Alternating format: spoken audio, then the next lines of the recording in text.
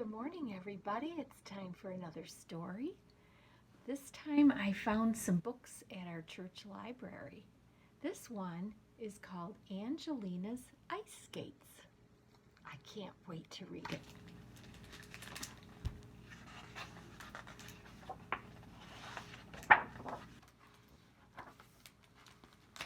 Angelina absolutely loved snowy winter days when she could ice skate with her friends on Miller's Pond.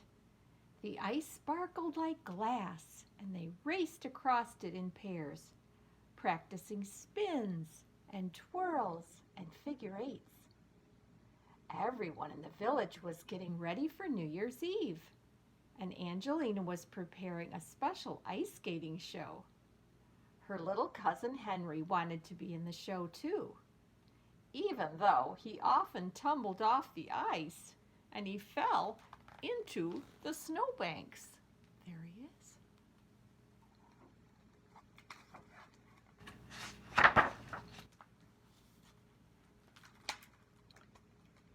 We'll need someone to be the Snow King, said Angelina's friend Flora, pirouetting across the ice as the Snow Princess. I'll be the king, shouted Henry. But then he tripped, and he slid into Alice, who was going to be the Snow Fairy. You better be a snow shovel, said Alice crossly as she dusted off her skates.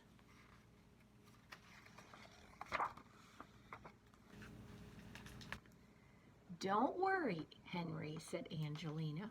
Hold on to me, and let's practice together. They linked their tails and tried to skate in a circle, but it wasn't easy on the slippery ice.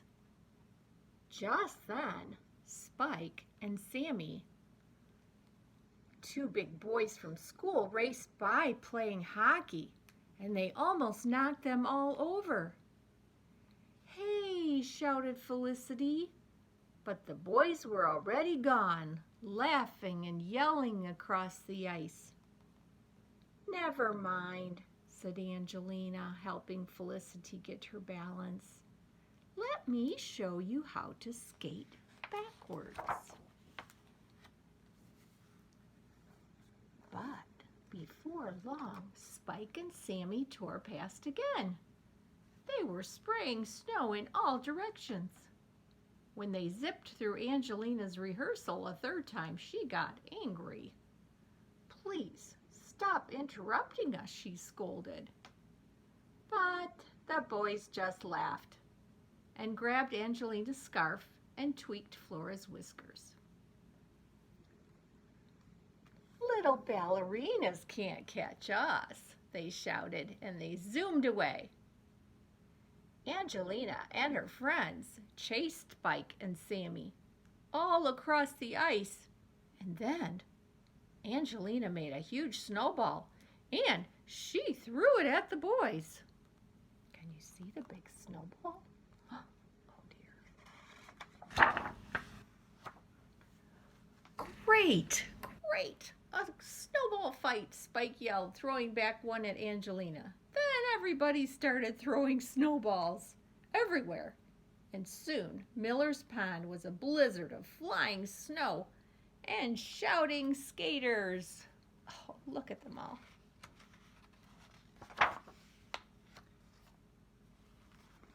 They had so much fun. They stayed until Flora got ice down her neck and Alice's toes began to freeze. Then they trudged back to Angelina's house feeling tired and frozen. What's wrong? Said Angelina's mother. Our New Year's Eve ice dance was a mess, said Angelina sadly.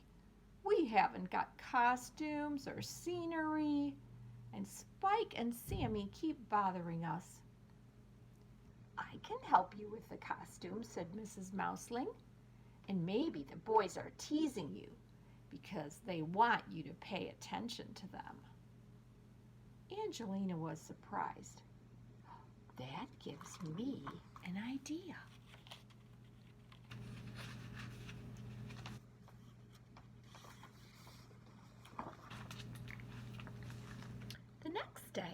Angelina put on her skates and whizzed past Spike and Sammy, snatching their caps. Oh, there she is. And racing off, laughing with the boys behind her. They were very fast, but Angelina could do all sorts of tricky twists and spins.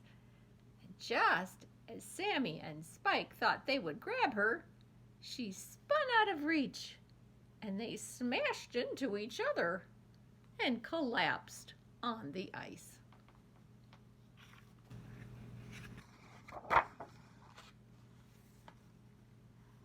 Spike gazed at Angelina in admiration. "You ballerinas are very fast. Would you like to be in our show?" said Angelina, tossing back their caps. Spike and Sammy leaped up. "Oh, yes!" they shouted, skating in circles around her.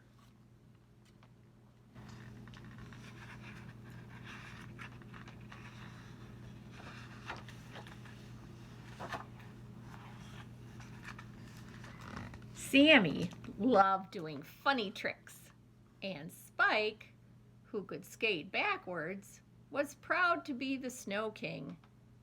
Best of all, they helped Henry build a huge snow fort. "It will make a nice snow palace for our show," said Henry. "What a great idea," admired Angelina.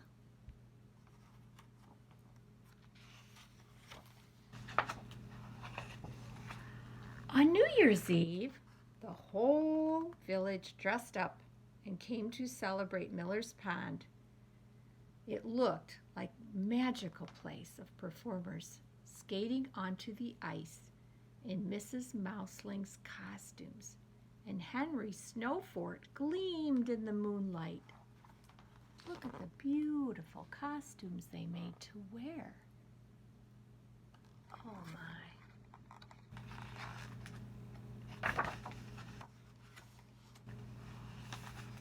When Angelina danced into the spotlight that night, she felt like a snow queen.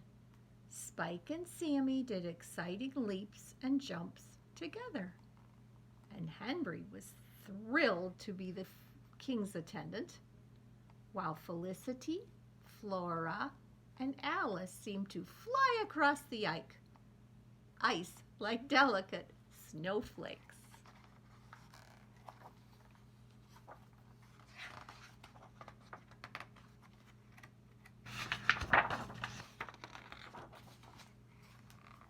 At the end of the performance, as the magic hour of midnight approached and the fireworks sparkled everywhere in the sky, Angelina and her friends wished everyone joy and peace, and they all sang and danced together to welcome in the Happy New Year.